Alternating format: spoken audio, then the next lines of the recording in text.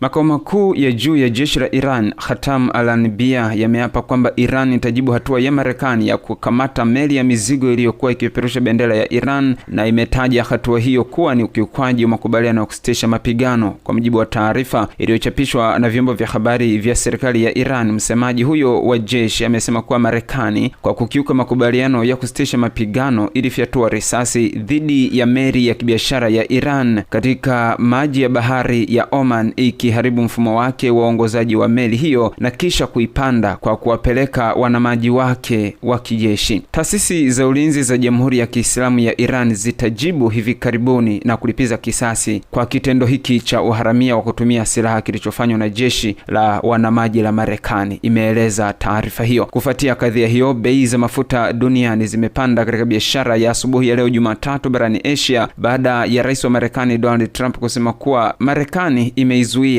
na kuikamata meli ya mizigo iliyokuwa ikipeperusha bendera ya Iran. Hali hiyo imekuja baada ya Iran kutangaza siku ya Jumamosi kuwa inafunga tena njia ya mlango bahari wa Hormuz kwa meli za kibiashara, na kwamba meli yoyote itakayokaribia itakuwa shabaha ya kushambuliwa. Bei ya mafuta ghafi aina ya Brent imeongezeka kwa 4.74 kufikia dola 94.66 kwa pipa, huku mafuta aina ya West Texas Intermediate yakipanda kwa 5.6 kufikia dola 88.55. Masoko ya nishati yamekuwa yakipitia mabadiliko makubwa tangu Marekani na Israel zilipoishambulia Iran tarehe 28 Februari, na Iran kujibu kwa vitisho vya kulenga meli zinazopita katika mlango bahari wa Hormuz, ambako takribani 20% ya mafuta ya dunia na gesi asilia iliyoyeyushwa yani LNG hupitia. Ingawa hali ni tete kwa kiasi hicho, lakini inaarifiwa kuwa wajumbe wa Marekani wa majadiliano wataelekea nchini Pakistani leo Jumatatu kwa lengo la kuendeleza mazungumzo ya kumaliza vita, amesema Rais Donald Trump. Hata hivyo, vyombo vya habari vya serikali ya Iran vimenukuu maafisa ambao hawakutajwa kwa majina wakisema kuwa Iran kwa sasa haina mpango wa kushiriki. Matarajio ya mazungumzo zaidi ya ngazi ya juu, ambapo afisa wa ikulu ya White House amesema makamu wa rais JD Vance atahudhuria, yanakuja wakati kukiwa na ripoti za mashambulizi mapya dhidi ya meli za kibiashara. Trump amesema jeshi la wanamaji la Marekani lilizuia na kuchukua udhibiti wa meli ya mizigo ya Iran iliyokuwa ikijaribu kupitia katika mzingiro wa Marekani, na kwamba katika mchakato huo ilitoboa shimo kwenye chumba cha injini cha meli hiyo. Awali, katika ujumbe huo uliotangaza safari ya wakilishi wake kwa mazungumzo zaidi, Trump alirudia tishio lake la kuharibu miundombinu ya nishati na madaraja ya Iran iwapo hakutakuwa na makubaliano. Ripoti katika vyombo vya habari vya Iran mwishoni mwa wiki zinaonyesha kuwa Iran inaendelea kuandaa mipango ya uwezekano wa kutoza tozo kwa meli zinazopita katika mlango huo wa bahari, ingawa haijulikani kama hatua hiyo itatekelezwa. Runinga ya taifa ya Iran imenukuu maafisa ambao hawakutajwa majina wakisema kuwa kuendelea kwa kile kinachoitwa mzingiro wa majini, ukiukwaji wa makubaliano ya kusitisha mapigano na matamshi ya vitisho kutoka kwa Marekani vinachelewesha kufikiwa kwa makubaliano. Trump pia ameshutumu Iran kwa kukiuka makubaliano ya kusitisha mapigano, akisema kuwa meli zaidi za kibiashara zimeshambuliwa na Iran katika mlango bahari wa Hormuz. Shirika la baharini la Uingereza limeripoti kuwa meli 2 za kibiashara zilishambuliwa kwa risasi katika mlango huo siku ya Jumamosi. Waziri wa mambo ya nje wa Iran alikuwa amesema Ijumaa kuwa mlango huo umefunguliwa, jambo lilofuatwa muda mfupi baadaye na kauli ya Trump kwamba mzingiro wa majini wa Marekani dhidi ya bandari za Iran unaendelea hadi makubaliano yatakapofikiwa. Tangu hapo, Iran imesema mlango huo umefungwa tena. Huko nako nchini Israeli, ambayo ni mshirika mkuu wa Marekani ambaye ni hasimu mkuu wa Iran, waziri mkuu wa nchi hiyo Benjamin Netanyahu amezungumza na vyombo vya habari mjini Jerusalem akizungumzia Iran. Tuko katika kipindi cha changamoto kubwa na chenye athari kubwa. Tumekuwa tukishirikiana na Marekani katika mapambano dhidi ya udikteta mkubwa wa Iran, amesema Netanyahu, na kuongeza, tumefanikisha mambo makubwa sana, bado haijaisha na wakati wowote unaweza kuleta maendeleo mapya, amesema Netanyahu. Hii ni Msasa Media, Msasa kisasa zaidi.